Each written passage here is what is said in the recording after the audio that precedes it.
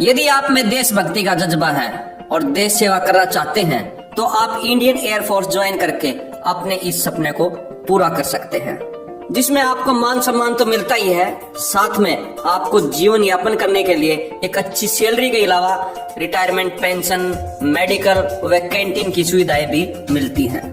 तो आज इस वीडियो में हम जानेंगे कि आप इंडियन एयरफोर्स कैसे ज्वाइन कर सकते हैं, इंडियन एयरफोर्स को ज्वाइन करने के लिए एलिजिबिलिटी क्राइटेरिया क्या चाहिए, सिलेक्शन प्रोसीजर क्या रहता है, एग्जाम पैटर्न क्या होता है, ट्रेड वाइज क्या काम होता है और आपको क्या सुविधाएं मिल सकती हैं।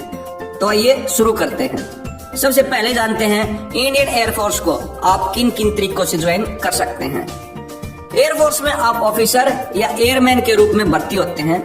ऑफिसर बनने के लिए आपको एनडीए, सीडीएस या एफकैट का एग्जाम क्लियर करना होता है, जिससे आप फ्लाइंग ब्रांच, टेक्निकल ब्रांच और ग्राउंड ड्यूटी ब्रांच में ऑफिसर के रूप में भर्ती होते हैं। एनडीए के थ्रू कैसे भर्ती हुआ जा सकता है, उसके लिए मैंने अलग से एक वीडियो बना रखी है, इसका लिंक मैं आई बटन में दे दूंगा, आप उसे देख लेना। अब बात करते हैं एयरमैन यानी कि ग्रुप एक्स और ग्रुप वाई में आप एयरफोर्स को कैसे ज्वाइन कर सकते हैं। ग्रुप एक्स टेक्निकल ब्रांच होती है, जबकि group Y non technical branch होती है।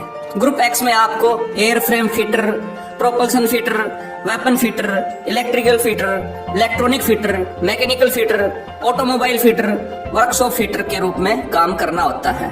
जबकि ग्रुप वाई यानी कि नॉन टेक्निकल ब्रांच में account assistant, administrative assistant, logistic assistant, operation assistant, medical assistant, Indian air force police and security, ground training instructor, environmental sports service assistant, meteorological assistant, musician और cryptographer के रूप में काम करना होता है।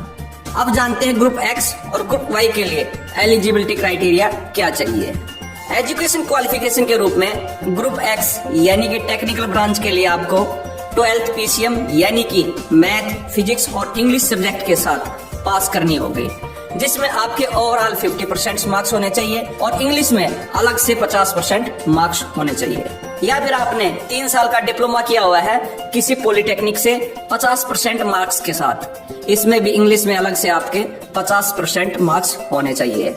ग्रुप वाई यानी कि नॉन टेक्निकल ब्रांच के लिए आपको 12th चाहे वह किसी भी स्ट्रीम से हो, आर्ट्स से हो, कॉमर्स से हो, 50% मार्क्स के साथ कंप्लीट करनी होगी, उसमें भी इंग्लिश में अलग से 50% मार्क्स होने चाहिए। या फिर आपने 2 साल का डिप्लोमा किसी आईटीआई वगैरह से किया हुआ हो, इसमें भी वही 50% मार्क्स और इंग्लिश में अलग से 50% मार्क्स होने चाहिए। और साथ में आप अविवाहित हो, आप फिजिकली फिट हो, वह आपकी हाइट मिनिमम 152.5 सेंटीमीटर होनी चाहिए। अब जानते हैं ग्रुप एक्स और ग्रुप वाई के लिए सिलेक्शन प्रोसीजर क्या होता है। ग्रुप एक्स और ग्रुप वाई यानी कि एयरमैन के रूप में भर्ती होने के लिए आपको सबसे पहले रिटन टेस्ट देना होता है, उसके बाद फिजिकल, मेडिकल और हाल ही में उन्होंने एक और ऐड किया है एसएसबी यानी कि ग्रुप डिस्कशन के रूप में भी टेस्ट होता है। उसके बाद मेरिट लिस्ट जारी की जाती है। रिटन टेस्ट की बात करें तो ये ऑनलाइन होता है, जिसमें ऑब्जेक्टिव टाइप क्वेश्चन होते हैं। ग्रुप एक्स के अंदर फिजिक्स, मैथ और इंग्लिश से क्वेश्चन आते हैं। फिजिक्स के 25, मैथ के 25 और इंग्लिश के 20 क्वेश्चन होते हैं। टोटल 70 क्वेश्चन 60 मिनट यानी कि 1 घंटे में करने होते हैं। ग्रुप वाई के एग्जाम में 20 क्वेश्चन इंग्लिश के और 30 क्वेश्चन रीजनिंग व जीके के होते हैं, यानी कि 50 क्वेश्चन सिर्फ 45 मिनट में करने होते हैं। ध्यान रहे नेगेटिव मार्किंग भी होती है, हर रॉन्ग आंसर पर आपके 0.25 मार्क्स काट लिए जाते हैं। रिटन टेस्ट क्लियर करने वाले कैंडिडेट फिजिकल टेस्ट देते हैं, जिसमें आपको 1600 मीटर की रेस 6.5 मिनट में पूरी करनी होती है।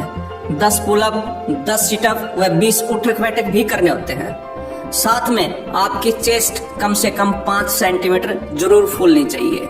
मेडिकल टेस्ट में आपका नॉर्मल फिजिकल वेरिफिकेशन होता है, आप फिजिकली फिट हो, साथ में आपकी आई साइट, हियरिंग व डेंटल चेकअप वगैरह होते हैं। इसके बाद आपका एसएसबी व ग्रुप डिस्कशन वगैरह होता है। इसमें सबसे पहले आपका एक आसान सा इंग्लिश कंप्रिहेंशन का टेस्ट होता है, जो कि 20 नंबर का होता है। इसके बाद एक सिचुएशन रिएक्शन टेस्ट होता है, जिसमें सिर्फ आपको पास ही होना होता है। साथ में आपको 15-15 कैंडिडेट के ग्रुप में बांट दिया जाता है और एक सिचुएशन पर आपको अपनी राय रखनी होती है। इन सब में सिर्फ आपको पास ही होना होता है। इन सब प्रोसीजर के बाद मेरिट लिस्ट तैयार की जाती है और यदि आपका मेरिट लिस्ट में नाम आता है तो आप इंडियन एयरफोर्स को ज्वाइन करते हैं। अब बात करते हैं फॉर्म कब निकलते हैं व कैसे अप्लाई करें। इंडियन एयरफोर्स के फॉर्म साल में 2 बार निकलते हैं, नॉर्मली जनवरी व जुलाई मंथ में, जिनको आप इंडियन एयरफोर्स की ऑफिशियल वेबसाइट पर जाकर अप्लाई कर सकते हैं, जिसका लिंक मैं डिस्क्रिप्शन में भी डाल दूंगा।